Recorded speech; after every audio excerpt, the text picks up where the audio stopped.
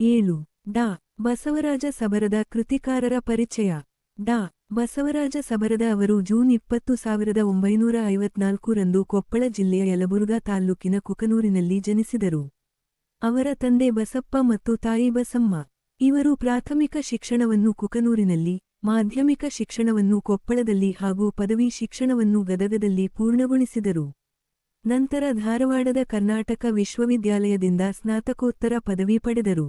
ಗುಲಬರ್ಗಾ ವಿಶ್ವವಿದ್ಯಾಲಯದ ಕನ್ನಡ ಅಧ್ಯಯನ ಸಂಸ್ಥೆಯಲ್ಲಿ ಬಸವೇಶ್ವರ ಮತ್ತು ಪುರಂದರದಾಸರ ಒಂದು ಅಧ್ಯಯನ ಎಂಬ ವಿಷಯದ ಮೇಲೆ ಸಂಶೋಧನೆ ನಡೆಸಿ ಪಿಎಚ್.ಡಿ. ಪದವಿಯನ್ನು ಪಡೆದರು. ಅವರ ಈ ಮಹಾಪ್ರಬಂಧಕ್ಕೆ ಗುಲಬರ್ಗಾ ವಿಶ್ವವಿದ್ಯಾಲಯವು ಡಾಕ್ಟರೇಟ್ ಪದವಿಯನ್ನು ನೀಡಿ ಗೌರವಿಸಿದೆ. ಡಾ. ಬಸವರಾಜ ಸಬರದ ಅವರು ಬಹುಮುಖ ಪ್ರತಿಭೆಯುಳ್ಳ ಹೋರಾಟಗಾರರಾಗಿದ್ದಾರೆ.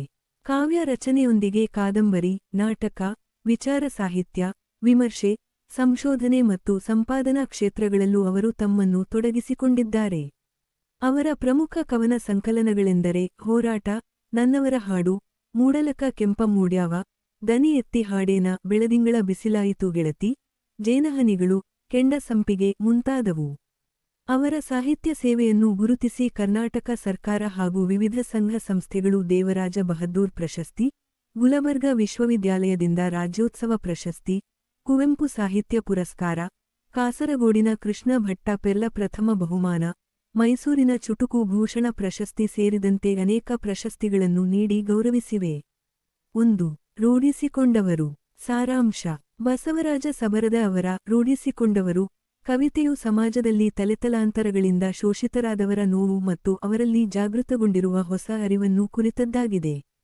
ಮೊದಲ ಭಾಗದಲ್ಲಿ ಶೋಷಿತರು ತಮ್ಮ ಹಿಂದಿನ ಕಷ್ಟದ ಜೀವನವನ್ನು ತೆರೆದಿಡುತ್ತಾರೆ. ತಮ್ಮ ತಲೆಗಳನ್ನು ಮೆಟ್ಟಿಲುಗಳಂತೆ ಮಾಡಿ ತುಳಿತಕ್ಕೊಳಗಾದದ್ದನ್ನು, ಯಾವತ್ತೂ ದನಿಯೆತ್ತದೆ ಎಲ್ಲವನ್ನೂ ಸಹಿಸಿಕೊಂಡದ್ದನ್ನು ಹೇಳಿಕೊಳ್ಳುತ್ತಾರೆ. ಶ್ರೀಮಂತರ ಆಸೆಗಳನ್ನು ಪೂರೈಸಲು ಪಲ್ಲಕ್ಕಿ ಹೊತ್ತವರು, ಕರೆದಾಗ ತಲೆಬಾಗಿ ಬಂದವರು, ಅವರ ಭೋಗ ಜೀವನಕ್ಕೆ ಹಾಸಿಗೆಯಾದವರು ತಾವಾಗಿದ್ದೆವೆಂದು ವಿವರಿಸುತ್ತಾರೆ. ಎರಡನೆಯ ಭಾಗದಲ್ಲಿ ಶೋಷಿತರು ಶ್ರೀಮಂತರನ್ನು ಹೊಗಳಿದರು, ಅವರು ಹೋದಲ್ಲೆಲ್ಲ ಹೂವಿನಂತೆ, ಬಂದಲ್ಲೆಲ್ಲ ವನದಂತೆ, ಕುಳಿತಲ್ಲೆಲ್ಲ ನಲಿಯುವಂತೆ ಇದ್ದರು ಎಂದು ಹೇಳುತ್ತಾರೆ. ಆದರೆ ಶೋಷಿತರು ಮಾತ್ರ ಅವರಿಗೆ ಕುದುರೆಯಂತೆ ದುಡಿದರು, ಹೆಗಲ ಮೇಲೆ ಹೊತ್ತು ತಿರುಗಿದರು. ಶ್ರೀಮಂತರ ದರ್ಪಕ್ಕೆ ಹೆದರಿ, ಅವರ ಹೊಡೆತಕ್ಕೆ ನೊಂದು, ಜೀವವನ್ನು ಅಂಗೈಯಲ್ಲಿ ಹಿಡಿದು ಕೈಗಳನ್ನೇ ಕತ್ತರಿಸಿಕೊಂಡಂತಹ ಪರಿಸ್ಥಿತಿ ಇತ್ತು ಎಂದು ಹೇಳುತ್ತಾರೆ. ಕೊನೆಯ ಭಾಗದಲ್ಲಿ ಈಗ ಪರಿಸ್ಥಿತಿ ಬದಲಾಗಿದೆ ಎಂದು ಶೋಷಿತರು ಸಾರಿ ಹೇಳುತ್ತಾರೆ. ಹಳೆಯ ಸಂಪ್ರದಾಯಗಳು ಮುರಿದುಬಿದ್ದಿವೆ ಮತ್ತು ಹೊಸ ಭರವಸೆಯ ಕಿರಣ ಮೂಡಿದೆ. ಹೊಸ ಬೆಳಕಿನಲ್ಲಿ ಬಣ್ಣದ ಕನಸುಗಳು ಚಿಗುರುತ್ತಿವೆ. ಹಿಂದೆ ಶೋಷಿತರು ಅನುಭವಿಸಿದ ಕಷ್ಟವನ್ನು ಈಗ ಶ್ರೀಮಂತರು ಅನುಭವಿಸಬೇಕು. ಶ್ರೀಮಂತರು ಬಾಯಿ ಮುಚ್ಚಿಕೊಂಡು ಶೋಷಿತರ ಹಿಂದೆ ಬರಬೇಕು ಎಂದು ಕವಿ ಈ ಕವಿತೆಯ ಮೂಲಕ ಹೇಳುತ್ತಾನೆ. ಒಟ್ಟಾರೆಯಾಗಿ ಈ ಕವಿತೆಯು ದೀರ್ಘಕಾಲದ ಶೋಷಣೆಯ ನಂತರ ಶೋಷಿತರಲ್ಲಿ ಉಂಟಾದ ಬದಲಾವಣೆ ಮತ್ತು ಅವರು ತಮ್ಮ ಹಕ್ಕುಗಳಿಗಾಗಿ ಎದ್ದು ನಿಲ್ಲುವ ಸಂದೇಶವನ್ನು ನೀಡುತ್ತದೆ. 10 ಅಂಕದ ಪ್ರಶ್ನೋತ್ತರಗಳು. ಪ್ರ 1. ರೂಢಿಸಿಕೊಂಡವರು ಕವಿತೆ ಅಸಮಾನತೆಯ ವಿರುದ್ಧದ ಪ್ರತಿರೋಧ ಹಾಗೂ ಹೊಸ ಭರವಸೆಯ ಸಂಕೇತವಾಗಿ ಹೇಗೆ ನಿಲ್ಲುತ್ತದೆ ಎಂಬುದನ್ನು ವಿವರಿಸಿ. ಉತ್ತರ. ಬಸವರಾಜ ಸಬರದ ಅವರ ರೂಢಿಸಿಕೊಂಡವರು ಕವಿತೆಯು ನಿಜಕ್ಕೂ ಸಮಾಜದಲ್ಲಿ ತಲೆತಲಾಂತರಗಳಿಂದ ತುಳಿತಕ್ಕೊಳಗಾದವರ ಧ್ವನಿಯಾಗಿದೆ. ಈ ಕವಿತೆಯು ಸರಳ ಮತ್ತು ನೇರವಾದ ಭಾಷೆಯಲ್ಲಿ ಶೋಷಿತರ ನೋವನ್ನು ಹೃದಯಸ್ಪರ್ಶಿಯಾಗಿ ವಿವರಿಸುತ್ತದೆ. ತಲೆಯನ್ನೇ ನೆಲ ಮಾಡಿ ತುಳಿಯುತ್ತಾ ಬಂದ ನಿಮಗೆ ಎಂಬ ಸಾಲುಗಳು ದೌರ್ಜನ್ಯದ ತೀವ್ರತೆಯನ್ನು ಕಣ್ಣಿಗೆ ಕಟ್ಟುವಂತೆ ಮಾಡುತ್ತದೆ. ಕವಿಗಳು ಸರಳ ಪದಗಳನ್ನು ಬಳಸಿದ್ದರೂ, ನೀವು ಮೆರೆಯಬೇಕೆಂದಾಗ ಪಲ್ಲಕ್ಕಿ ಹೊತ್ತವರು, ಹೋದಲ್ಲಿ ಹೂವಾಗಿ ಬಂದಲ್ಲಿ ಬನವಾಗಿ ಮುಂತಾದ ರೂಪಕಗಳು ಶ್ರೀಮಂತರ ಶೋಷಣೆಯ ಸ್ವರೂಪವನ್ನು ಮತ್ತು ಶೋಷಿತರ ಅಸಹಾಯಕತೆಯನ್ನು ಪರಿಣಾಮಕಾರಿಯಾಗಿ ಚಿತ್ರಿಸುತ್ತವೆ. ಕುದುರೆ ಮತ್ತು ಹಾಸಿಗೆಯಂತಹ ಉಪಮೆಗಳು ಕವಿತೆಗೆ ಹೆಚ್ಚಿನ ತೀವ್ರತೆಯನ್ನು ನೀಡುತ್ತವೆ. ಕವಿತೆಯ ಕೊನೆಯ ಭಾಗವು ಒಂದು ಮಹತ್ವದ ತಿರುವನ್ನು ನೀಡುತ್ತದೆ. ಇಲ್ಲಿಯವರೆಗೆ ಮೌನವಾಗಿದ್ದ ಶೋಷಿತರು ಈಗ ತಮ್ಮ ಹಕ್ಕುಗಳಿಗಾಗಿ ದನಿಯೆತ್ತುತ್ತಿರುವುದು ಮತ್ತು ಬದಲಾವಣೆಯ ಆಶಯವನ್ನು ವ್ಯಕ್ತಪಡಿಸುತ್ತಿರುವುದು ಕಂಡುಬರುತ್ತದೆ. ಹೊಸ ಸೂರ್ಯ ಹುಟ್ಟಿದ್ದಾನೆ, ಹಳೆರೂಢಿ ತಪ್ಪಿದ ಎಂಬ ಸಾಲುಗಳು ಹೊಸ ಭರವಸೆಯನ್ನು ಮೂಡಿಸುತ್ತವೆ. ಅಲ್ಲದೆ, ನಾವು ಹಿಂದೆ ಅನುಭವಿಸಿದ್ದನ್ನು ನೀವು ಇಂದು ರೂಢಿಸಿಕೊಳ್ಳಬೇಕು ಎಂಬ ಸವಾಲಿನ ಮಾತುಗಳು ಕೇವಲ ಬದಲಾವಣೆಯ ಆಶಯವನ್ನು ಮೀರಿ ಪ್ರತೀಕಾರದ ಧ್ವನಿಯನ್ನು ಸಹ ಸೂಚಿಸುತ್ತವೆ. ಈ ಕವಿತೆಯು ರಚನೆಯಾದ ಕಾಲಘಟ್ಟವನ್ನು ಮೀರಿ ಇಂದಿಗೂ ಪ್ರಸ್ತುತವಾಗಿದೆ. ಸಮಾಜದಲ್ಲಿ ಇನ್ನೂ ಬೇರೂರಿರುವ ಅಸಮಾನತೆ ಮತ್ತು ಶೋಷಣೆಯ ವಿರುದ್ಧ ಹೋರಾಡುವವರಿಗೆ ಇದು ಪ್ರೇರಣೆ ನೀಡುತ್ತದೆ. ಕವಿತೆಯು ಓದುಗರನ್ನು ತಟ್ಟುವಂತಹ ತೀವ್ರವಾದ ಭಾವನೆಗಳನ್ನು ಹೊಂದಿದೆ.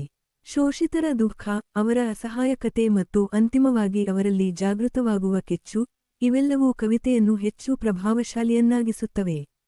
ಒಟ್ಟಾರೆಯಾಗಿ ಹೇಳುವುದಾದರೆ ಬಸವರಾಜ ಸಬರದ ಅವರ ರೂಢಿಸಿಕೊಂಡವರು ಕವಿತೆಯು ಕೇವಲ ಶೋಷಿತರ ನೋವಿನ ಕಥೆಯಲ್ಲ, ಬದಲಾಗಿ ಅಸಮಾನತೆಯ ವಿರುದ್ಧದ ಪ್ರತಿರೋಧದ ಮತ್ತು ಹೊಸ ಭರವಸೆಯ ಸಂಕೇತವಾಗಿದೆ. ಟಿಪ್ಪಣಿಗಳು. 1. ರೂಢಿಸಿಕೊಂಡವರು. ಬಸವರಾಜ ಸಬರದ ಅವರ ರೂಢಿಸಿಕೊಂಡವರು ಕವಿತೆಯು ತಲೆತಲಾಂತರದ ಶೋಷಿತರ ನೋವನ್ನು ತೀವ್ರವಾಗಿ ಚಿತ್ರಿಸುತ್ತದೆ. ಕವಿ ಬಳಸಿದ ರೂಪಕಗಳು ಶೋಷಣೆಯ ಆಳವನ್ನು ಸ್ಪಷ್ಟವಾಗಿ ತಿಳಿಸುತ್ತವೆ. ಕವಿತೆಯ ಕೊನೆಯಲ್ಲಿ ಬರುವ ತಿರುವು ಶೋಷಿತರ ದನಿಯಾಗಿ ಬದಲಾವಣೆಯ ಆಶಯವನ್ನು ವ್ಯಕ್ತಪಡಿಸುತ್ತದೆ. ಈ ಕವಿತೆಯು ಇಂದಿಗೂ ಪ್ರಸ್ತುತವಾಗಿದ್ದು ಓದುಗರನ್ನು ಭಾವನಾತ್ಮಕವಾಗಿ ತಟ್ಟುತ್ತದೆ. ಈ ಕವನದಲ್ಲಿ ಶೋಷಿತರು ಕೊನೆಯ ಭಾಗದಲ್ಲಿ ಶ್ರೀಮಂತರನ್ನು ನಮ್ಮ ಹಿಂದೆ ಬರಬೇಕು ಎಂದು ಹೇಳುವ ಮೂಲಕ ಸಂಪೂರ್ಣವಾದ ಸಾಮಾಜಿಕ ಬದಲಾವಣೆಯನ್ನು ಬಯಸುತ್ತಾರೆ. ತಲೆತಲಾಂತರಗಳಿಂದ ಶೋಷಿತರು ಅನುಭವಿಸಿದ ನೋವು, ತುಳಿತ ಮತ್ತು ಅಸಹಾಯಕತೆಯನ್ನೇ ಶ್ರೀಮಂತರು ಈಗ ಅನುಭವಿಸಬೇಕು ಎಂದು ಅವರು ಬಯಸುತ್ತಾರೆ. ಬಾಯಿಮುಚ್ಚಿಕೊಂಡು ನಮ್ಮ ಹಿಂದೆ ಬರಬೇಕು ಎಂಬ ಮಾತು ಶ್ರೀಮಂತರು ಯಾವುದೇ ಪ್ರತಿರೋಧ ತೋರದೆ ಮೌನವಾಗಿ ತಮ್ಮನ್ನು ಹಿಂಬಾಲಿಸಬೇಕು ಎಂಬ ಅವರ ಆಶಯವನ್ನು ಸೂಚಿಸುತ್ತದೆ. ಇದು ಅಧಿಕಾರದ ದಿಕ್ಕು ಬದಲಾಗಬೇಕು ಮತ್ತು ಹಿಂದಿನ ಶೋಷಕರು ಈಗ ಶೋಷಿತರ ಸ್ಥಾನದಲ್ಲಿರಬೇಕು ಎಂಬ ತೀವ್ರವಾದ ಆಶಯವನ್ನು ವ್ಯಕ್ತಪಡಿಸುತ್ತದೆ.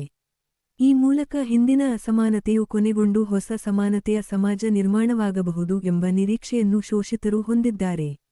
ಒಟ್ಟಾರೆಯಾಗಿ ಕವಿತೆಯು ಅಸಮಾನತೆಯ ವಿರುದ್ಧದ ಪ್ರತಿರೋಧ ಮತ್ತು ಹೊಸ ಭರವಸೆಯ ಸಂಕೇತವಾಗಿದೆ. 2. ಬಲಭುಜದ ಹೂವು ಕೆಡವ್ಯಾಳ. ಸಾರಾಂಶ. ಬಸವರಾಜ ಸಬರದ ಅವರ ಬಲಭುಜದ ಹೂವು ಕೆಡುವ್ಯಾಳ ಕವನವು ಹಾಲಳ್ಳಿ ಎಂಬ ಊರಿನ ಕಾಳವ್ವ ಮತ್ತು ಆಕೆಯ ಮಕ್ಕಳಾದ ಬಾಲ ಹಾಗೂ ನೀಲ ಅವರ ಕಥೆಯನ್ನು ಹೇಳುತ್ತದೆ. ಗಂಡ ತೀರಿಹೋದ ಮೇಲೆ ಕಾಳವ್ವ ಒಬ್ಬಂಟಿಯಾಗಿ ಕಷ್ಟಪಟ್ಟು ಮಕ್ಕಳನ್ನು ಬೆಳೆಸುತ್ತಾಳೆ. ಬಾಲನಿಗೆ ಮೈತುಂಬ ಹುಣ್ಣಾಗುತ್ತದೆ. ಇದರಿಂದ ದುಃಖಿತಳಾದ ಕಾಳವ್ವ ಊರಿನ ದುರ್ಗವ್ವ ದೇವಿಯ ಗುಡಿಗೆ ಹೋಗಿ ಮೊರೆಯಿಡುತ್ತಾಳೆ. ದೇವಿಯ ಪೂಜಾರಿಯ ಕಾಲು ಹಿಡಿದು ತನ್ನ ಮಗನ ಹುಣ್ಣು ವಾಸಿಯಾಗುವಂತೆ ಬೇಡಿಕೊಳ್ಳುತ್ತಾಳೆ ಮತ್ತು ಹರಕೆಯಾಗಿ ಬಲಗೈ ಮೇಲಿನ ಹೂವನ್ನು ಕಿತ್ತುಕೊಡುವುದಾಗಿ ಹೇಳುತ್ತಾಳೆ. ಪೂಜಾರಿ ಹೂವನ್ನು ಕಿತ್ತು ಅಂಗಾರ ಕೊಟ್ಟು ಕಳಿಸುತ್ತಾನೆ. ಕಾಳವ್ವ ಅಂಗಾರವನ್ನು ಮಗನಿಗೆ ಹಚ್ಚುತ್ತಾಳೆ ಮತ್ತು ಮಗ ಬದುಕಿದರೆ ಕಾಣಿಕೆ ನೀಡುವುದಾಗಿ ದೇವರಿಗೆ ಮುಡುಪು ಕಟ್ಟುತ್ತಾಳೆ. ಈ ವಿಷಯ ತಿಳಿದ ಕಾಳವ್ವನ ತಮ್ಮ ಊರಿಗೆ ಬರುತ್ತಾನೆ. ಅಕ್ಕನ ಮತ್ತು ತಮ್ಮನ ಪರಿಸ್ಥಿತಿ ನೋಡಿ ದುಃಖಿತನಾಗುತ್ತಾನೆ. ಆಗ ಕಾಳವ್ವ ದುರ್ಗವ್ವ ಮುನಿಸಿಕೊಂಡಿದ್ದರಿಂದ ಮಗನಿಗೆ ಹೀಗಾಗಿದೆ ಎಂದು ಹೇಳುತ್ತಾಳೆ. ಆದರೆ ತಮ್ಮ ದೇವರೆಂದಿಗೂ ಮುನಿಯುವುದಿಲ್ಲ, ಮಗನಿಗೆ ಔಷಧ ತರುವುದಾಗಿ ಹೇಳುತ್ತಾನೆ. ಆದರೆ ಅಕ್ಕ ಔಷಧಿ ಬೇಡ ಎನ್ನುತ್ತಾಳೆ.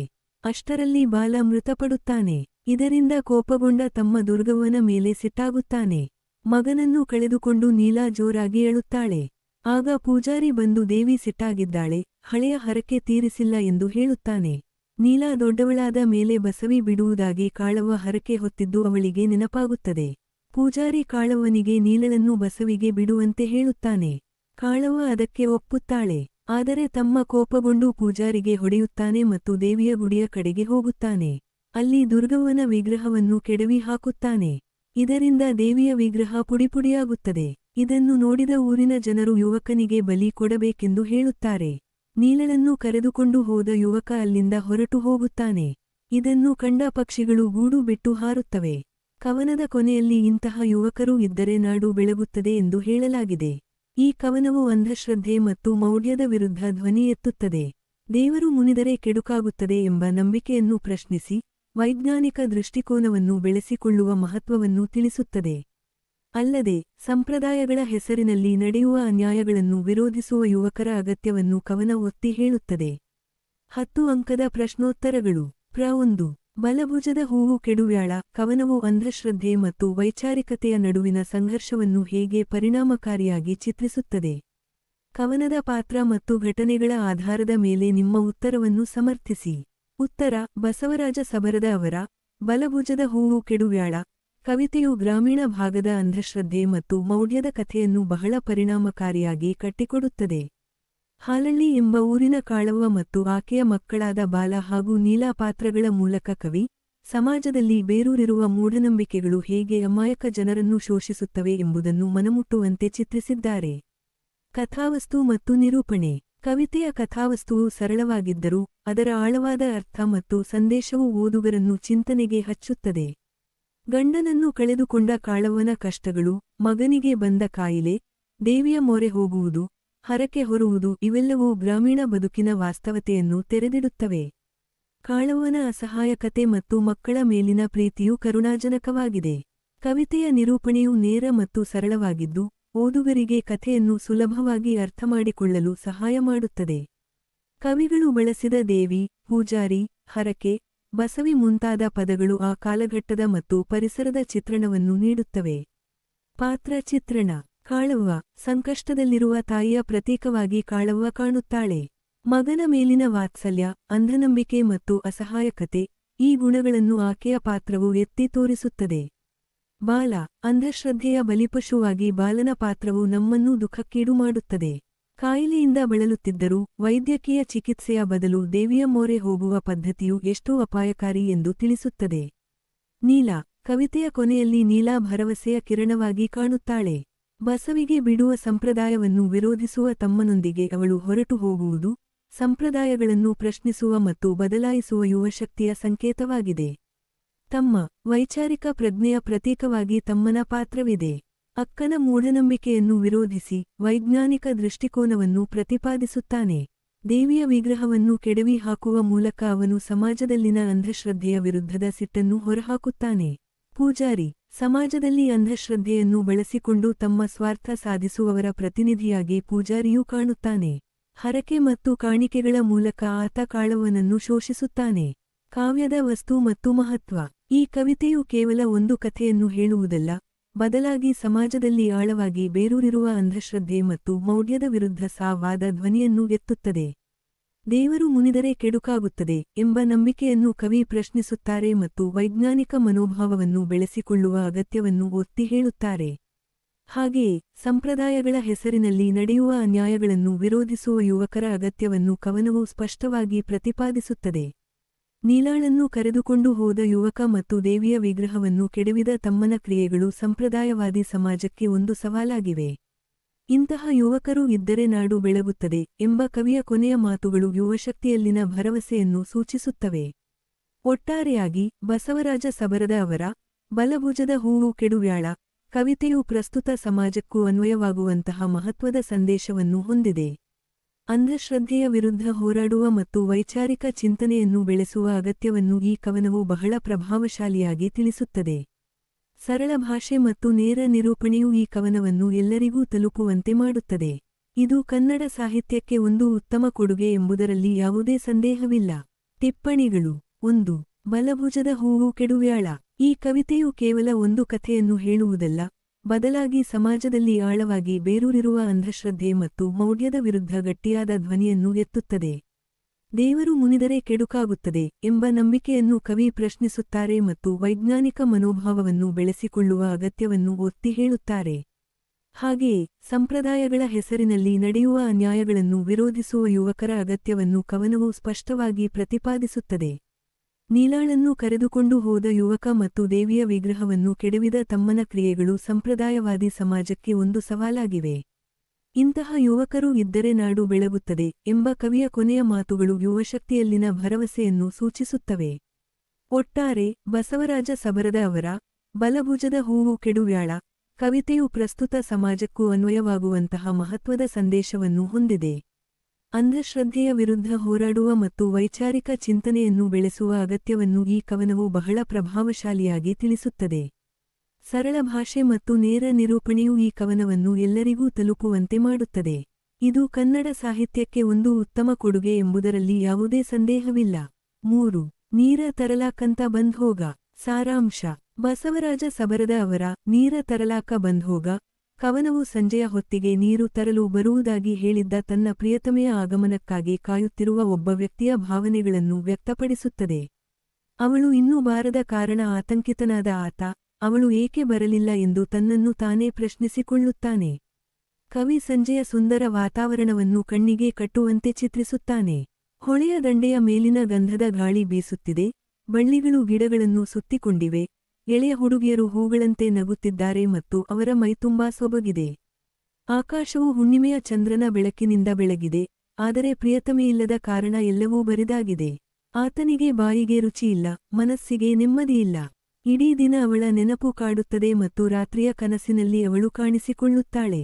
ಅವಳು ಹಸಿರು ಸೀರೆ ಮತ್ತು ಚಿಕ್ಕ ಕುಪ್ಪಸವನ್ನು ಧರಿಸಿ ತುಂಬಿದ ಕೊಡವನ್ನು ಹೊತ್ತು ಕಾಲಿಗೆ ಗೆಜ್ಜೆ ಕಟ್ಟಿಕೊಂಡು ನಗುತ್ತಾ ಕುಣಿಯುತ್ತಾ ಬರುವ ದೃಶ್ಯವನ್ನು ಅವನು ಕಲ್ಪಿಸಿಕೊಳ್ಳುತ್ತಾನೆ. ಮನೆಯಲ್ಲಿ ಮಲ್ಲಿಗೆ ಹೂವುಗಳು ಘಮ್ಘಮಿಸುತ್ತಿವೆ, ಆದರೆ ಅದನ್ನು ಮುಡಿಯುವವರಿಲ್ಲ. ಅವನ ಪ್ರಿಯತಮೆ ಬಂದರೆ ಅವಳಿಗೆ ಮುಡಿಸಿ ಕಳುಹಿಸಲು ಅವನು ಬಯಸುತ್ತಾನೆ. ಗಿಡದಲ್ಲಿ ಸಿಹಿ ಮಾವಿನ ಹಣ್ಣುಗಳು ತುಂಬಿವೆ, ಆದರೆ ತಿನ್ನುವವರಿಲ್ಲ. ಅವನ ಹುಡುಗಿ ಬಂದರೆ ಅವಳು ತಿನ್ನಲಿ ಎಂದು ಕಾಯುತ್ತಿದ್ದಾನೆ. ಕವನದ ಕೊನೆಯಲ್ಲಿ ಅವನು ಜಾತಿಗಳ ಬೇಲಿಯನ್ನು ಕಿತ್ತುಹಾಕಿ ಸನ್ನಡತೆಯಿಂದ ಬಾಳುವ ಆಶಯವನ್ನು ವ್ಯಕ್ತಪಡಿಸುತ್ತಾನೆ. ಕೊನೆಗೂ ಸಂಜೆಯ ಹೊತ್ತಿಗೆ ನೀರು ತರಲು ಆಕೆ ಬರುತ್ತಾಳೆ ಎಂದು ಅವನು ಕಾತರದಿಂದ ಕಾಯುತ್ತಿದ್ದಾನೆ. ಒಟ್ಟಾರೆ ಈ ಕವನವು ಪ್ರೀತಿ, ಕಾಯುವಿಕೆ, ವಿರಹ ಮತ್ತು ಸುಂದರ ಪ್ರಕೃತಿಯ ನಡುವಿನ ಭಾವನೆಗಳನ್ನು ಹೃದಯಸ್ಪರ್ಶಿಯಾಗಿ ಚಿತ್ರಿಸುತ್ತದೆ. ಇದರೊಂದಿಗೆ ಕವಿಯು ಸಾಮಾಜಿಕ ಸಾಮರಸ್ಯದ ಆಶಯವನ್ನು ವ್ಯಕ್ತಪಡಿಸುತ್ತಾನೆ. 10 ಅಂಕದ ಪ್ರಶ್ನೋತ್ತರಗಳು. ಪ್ರ 1. ನೀರ ತರಲಾಕ ಬಂದ್ಹೋಗ ಕವನವು ಪ್ರೀತಿ, ಕಾಯುವಿಕೆ, ವಿರಹ ಮತ್ತು ಸುಂದರ ಪ್ರಕೃತಿಯನ್ನು ಚಿತ್ರಿಸುವುದರ ಜೊತೆಗೆ ಸಾಮಾಜಿಕ ಸಾಮರಸ್ಯದ ಆಶಯವನ್ನು ವ್ಯಕ್ತಪಡಿಸುವುದು ಹೇಗೆ? ವಿಶ್ಲೇಷಿಸಿ. ಉತ್ತರ: ಬಸವರಾಜ ಸಬರದ ಅವರ ನೀರ ತರಲಾಕ ಬಂದ್ಹೋಗ ಕವನವು ಕಾತರತೆ ಮತ್ತು ವಿರಹದ ಭಾವನೆಗಳನ್ನು ಅತ್ಯಂತ ಸೂಕ್ಷ್ಮವಾಗಿ ಕಟ್ಟಿಕೊಡುತ್ತದೆ. ಕವಿ ಒಬ್ಬ ಪ್ರಿಯತಮೆಯ ಆಗಮನಕ್ಕಾಗಿ ಕಾಯುತ್ತಿರುವ ವ್ಯಕ್ತಿಯ ಮನಸ್ಥಿತಿಯನ್ನು ಪರಿಣಾಮಕಾರಿಯಾಗಿ ಚಿತ್ರಿಸಿದ್ದಾರೆ. ಸಂಜೆಯ ಸುಂದರ ವಾತಾವರಣದ ವಿವರಣೆಗಳು ಕವನಕ್ಕೆ ಒಂದು ರಮ್ಯವಾದ ಹಿನ್ನೆಲೆಯನ್ನು ಒದಗಿಸುತ್ತವೆ. ಹೊಳೆಯ ದಂಡೆಯ ಮೇಲಿನ ಗಂಧದ ಗಾಳಿ, ಹೂಗಳಂತೆ ನಗುತ್ತಿರುವ ಹುಡುಗಿಯರು ಮತ್ತು ಹುಣ್ಣಿಮೆಯ ಬೆಳದಿಂಗಳು ಓದುಗರ ಮನಸ್ಸಿನಲ್ಲಿ ಒಂದು ಸುಂದರವಾದ ಚಿತ್ರವನ್ನು ಮೂಡಿಸುತ್ತವೆ. ಆದರೆ ಈ ಎಲ್ಲಾ ಸೌಂದರ್ಯದ ನಡುವೆಯೂ ಪ್ರಿಯತಮೆಯಿಲ್ಲದ ಕಾರಣ ಉಂಟಾಗುವ ಒಂಟಿತನವು ಕವನದ ಮುಖ್ಯ ಭಾವನೆಯಾಗಿದೆ. ಕವಿಯಲ್ಲಿ ಕಾಣುವ ಕಾತರತೆ ಮತ್ತು ಆತಂಕವು ಸಹಜವಾಗಿದ್ದು, ಪ್ರೀತಿಯ ತೀವ್ರತೆಯನ್ನು ತೋರಿಸುತ್ತದೆ. ಇಡೀ ದಿನ ಅವಳ ನೆನಪು ಮತ್ತು ರಾತ್ರಿಯ ಕನಸಿನಲ್ಲಿ ಆಕೆಯ ದರ್ಶನವು ಆ ವ್ಯಕ್ತಿಯ ಪ್ರೀತಿಯ ಆಳವನ್ನು ವ್ಯಕ್ತಪಡಿಸುತ್ತದೆ. ಹಸಿರು ಸೀರೆ, ಚಿಕ್ಕ ಕುಪ್ಪಸ, ತುಂಬಿದ ಕೊಡ ಮತ್ತು ಕಾಲಿಗೆ ಗೆಜ್ಜೆ ಕಟ್ಟಿಕೊಂಡು ನಗುತ್ತಾ ಕುಣಿಯುತ್ತಾ ಬರುವ ಪ್ರಿಯತಮೆಯ ಕಲ್ಪನೆಯು ಕವನಕ್ಕೆ ಒಂದು ಲವಲವಿಕೆಯ ಸ್ಪರ್ಶವನ್ನು ನೀಡುತ್ತದೆ. ಮನೆಯಲ್ಲಿ ಅರಳಿರುವ ಮಲ್ಲಿಗೆ ಹೂವುಗಳು ಮತ್ತು ಗಿಡದಲ್ಲಿರುವ ಸಿಹಿ ಮಾವಿನ ಹಣ್ಣುಗಳು ಪ್ರಿಯತಮೆಯ ಮೇಲಿನ ಪ್ರೀತಿಯನ್ನು ಮತ್ತಷ್ಟು ಒತ್ತಿ ಹೇಳುತ್ತವೆ. ಆ ಹೂವುಗಳನ್ನು ಅವಳಿಗೆ ಮುಡಿಸಬೇಕೆಂಬ ಮತ್ತು ಹಣ್ಣುಗಳನ್ನು ಅವಳು ತಿನ್ನಬೇಕೆಂಬ ಹಂಬಲವು ಕವಿಯ ಕಾಳಜಿಯನ್ನು ತೋರಿಸುತ್ತದೆ. ಕವನದ ಕೊನೆಯಲ್ಲಿ ಜಾತಿಗಳ ಬೇಲಿಯನ್ನು ಕಿತ್ತುಹಾಕಿ ಸನ್ನಡತೆಯಿಂದ ಬಾಳುವ ಆಶಯವನ್ನು ವ್ಯಕ್ತಪಡಿಸಿರುವುದು ಕೇವಲ ಪ್ರೇಮದ ಕವನವಾಗದೆ, ಸಾಮಾಜಿಕ ಕಳಕಳಿಯನ್ನು ಹೊಂದಿರುವ ಕವಿತೆ ಎಂಬುದನ್ನು ಸೂಚಿಸುತ್ತದೆ. ಈ ಅಂಶವು ಕವನಕ್ಕೆ ಒಂದು ವಿಶಿಷ್ಟವಾದ ಆಳವನ್ನು ನೀಡುತ್ತದೆ. ಒಟ್ಟಾರೆಯಾಗಿ ಹೇಳುವುದಾದರೆ, ಬಸವರಾಜ ಅವರ ಈ ಕವನವು ಪ್ರೀತಿ, ಕಾಯುವಿಕೆ, ವಿರಹ ಮತ್ತು ಪ್ರಕೃತಿಯ ಸೊಬಗಿನೊಂದಿಗೆ ಸಾಮಾಜಿಕ ಚಿಂತನೆಯನ್ನು ಬೆರೆಸಿ ಒಂದು ಸುಂದರವಾದ ಕಾವ್ಯ ಅನುಭವವನ್ನು ನೀಡುತ್ತದೆ. ಕವಿಯ ಸರಳ ಮತ್ತು ಸ್ಪಷ್ಟವಾದ ಭಾಷೆಯು ಓದುಗರನ್ನು ಕವನದ ಭಾವನೆಗಳೊಂದಿಗೆ ಸುಲಭವಾಗಿ ಸಂಪರ್ಕಿಸುತ್ತದೆ. ಇದು ಪ್ರೀತಿಯ ತೀವ್ರತೆಯನ್ನು ಮತ್ತು ಕಾಯುವಿಕೆಯ ನೋವನ್ನು ಮನಮುಟ್ಟುವಂತೆ ಹೇಳುವ ಕವನವಾಗಿದೆ. ಟಿಪ್ಪಣಿಗಳು. 3. ನೀರ ತರಲಾಕಂತ ಬಂದ್ಯೋಗ. ನೀರ ತರಲಾಕಂತ ಬಂದ್ಯೋಗ ಕವಿತೆಯಲ್ಲಿ ದಲಿತ ಬಂಡಾಯ ಕವಿಗಳು ಅನ್ಯಾಯ, ಅತ್ಯಾಚಾರ, ದಬ್ಬಾಳಿಕೆ, ದೌರ್ಜನ್ಯ ಮತ್ತು ಶೋಷಣೆಯ ವಿರುದ್ಧ ಹೋರಾಟದ ಕವನಗಳ ಜೊತೆಗೆ ಪ್ರೀತಿ, ಪ್ರೇಮದಂತಹ ಕವನಗಳನ್ನು ಸಹ ರಚಿಸಿದ್ದಾರೆ ಎಂಬುದನ್ನು ಕಾಣಬಹುದು. ಬಸವರಾಜ ಸಬರದ ಅವರು ಇದಕ್ಕೆ ಹೊರತಾಗಿಲ್ಲ. ಜಾತಿ ವ್ಯವಸ್ಥೆಯಿಂದ ಕೂಡಿದ ಈ ಸಮಾಜದಲ್ಲಿ ಮದುವೆ ಬಂಧುತ್ವವನ್ನು ಬೆಸೆಯಬೇಕೇ ಹೊರತು ಬಂಧನವಾಗಬಾರದು. ಅದಕ್ಕಾಗಿ ಜಾತಿಯ ಗಡಿಗಳನ್ನು ಮೀರಿ ಬಾ, ಹಾರಿ ಬಾ, ನಾವು ಸನ್ನಡತೆಯಿಂದ ಬಾಳೋಣ ಎಂಬ ಆಶಯವನ್ನು ಪ್ರಿಯಕರನು ಪ್ರೇಯಸಿಗೆ ನೀರು ತರುವ ನೆಪದಲ್ಲಿ ಅಂಜದೆ, ಅಳುಕದೆ ಧೈರ್ಯದಿಂದ ಬಂದು ಹೋಗು ಎಂದು ಕರೆಯುವ ಮೂಲಕ ವ್ಯಕ್ತಪಡಿಸಿದ್ದಾನೆ.